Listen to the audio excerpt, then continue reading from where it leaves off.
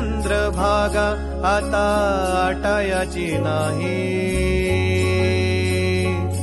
डोळ्यातून चंद्रभागा आता आटायाची नाही, उभ्या जन्मात विठ्ठला वारी चुकायाची नाही.